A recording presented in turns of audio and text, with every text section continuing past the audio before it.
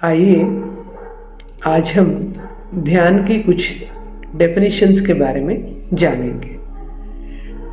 परम पूज्य गुरुदेव पंडित श्री राम शर्मा आचार्य जी ने ध्यान की एक परिभाषा दी। अपने मन को निरंतर श्रेष्ठ विचारों से स्नान करा देना ही ध्यान है। हमारे मन में कितने प्रकार के विचार आते हैं। साइकोलॉजिस्ट की कहना है एक व्यक्ति के जीवन में एक दिन में 60,000 थॉट्स आते हैं। उसमें पॉजिटिव कितना है, नेगेटिव कितना है, अगर उसकी हम कैलकुलेशन करेंगे तो मनस्थिति और परिस्थिति के अनुसार वो विचार पॉजिटिव और नेगेटिव होता रहता है। जब हमारे अनुकूल परिस्थितियां बनती है, हमारे मन में पॉजिटिव विचार आते हैं। जब परिस्थितियां विकट हो जाती है, कुछ ऐसे क्राइसिस सिचुएशंस आती है, तो हमारे मन में नेगेटिव विचारों की एक श्रृंखला शुरू हो जाती है। मगर हमारे मन को हमेशा पॉजिटिव विचारों में लगा के रखेंगे, वही ध्यान हो जाती है। ध्यान के लिए एकाग्र होकर के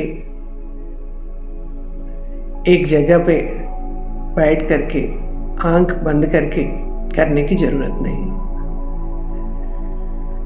रामकृष्ण परमहंस जी कहते हैं, अपने मन को सतत निरंतर परमात्मा के चिंतन में लगा के रखना ही ध्यान है। जैसे एक सफेद क्लॉथ को आप लेंगे, उसको नीले कलर में डिप करके रखेंगे, वो कपड़ा नीला हो जाता है। वही लाल कलर में डिप करके रखेंगे तो लाल हो जाता है। अगर हमारे मन को सतत निरंतर परमात्मा के चिंतन में लगा के रखेंगे, वही ध्यान है। मगर यहाँ पे बात आती है, हमारा मन, हमारा चिंतन कहाँ पे रहता है? सांसारिक विषयों में, हमारे कामों में, हमारे सगे संबंधियों में वो विचार,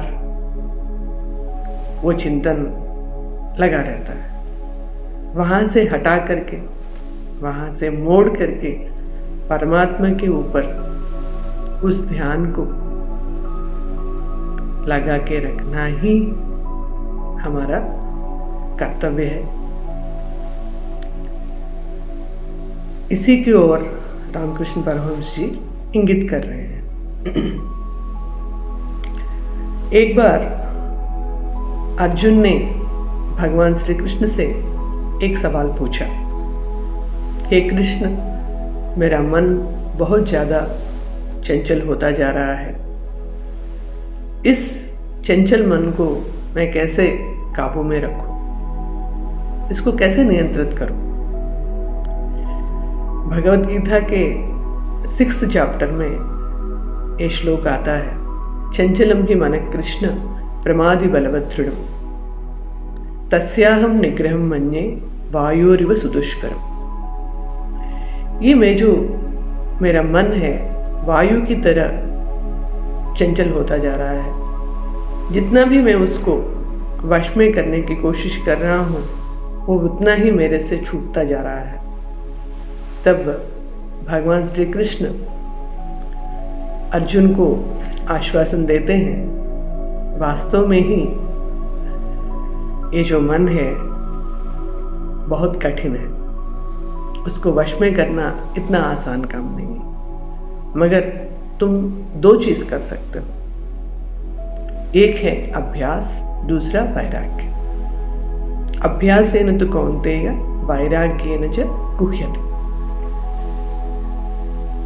सतत निरंतर अभ्यास का क्रम जारी रखो और डिटैचमेंट का प्रैक्टिस करो। पतंजलि महर्षि अपने योग सूत्र में कहते हैं, सतु दीर्घ काल नैरंतरस्य सत्कार सेवितो दृढ़ भूमि। कंटिन्यूटी और रेगुलरिटी के साथ, श्रद्धा के साथ कोई भी अभ्यास हम करेंगे वो दृढ़ हो जाता है, वो स्थिर हो जाता है, वो हमारे आध्यात्मिक यात्रा को आगे बढ़ा देता है। और डिटैचमेंट किसके लिए? सांसारिक विषयों के लिए। इस अभ्यास और वैराग्य को हम अपने जीवन में स्थान देंगे, डेफिनेटली हम अपने मन को काबू में रख पाएंगे। आगे हम और डेफिनेशंस की ओर बढ़ेंगे। तब तक के लिए आप सभी की उज्जवल भविष्य, दीर्घायुष्य, उत्तम स्वास्थ्य के लिए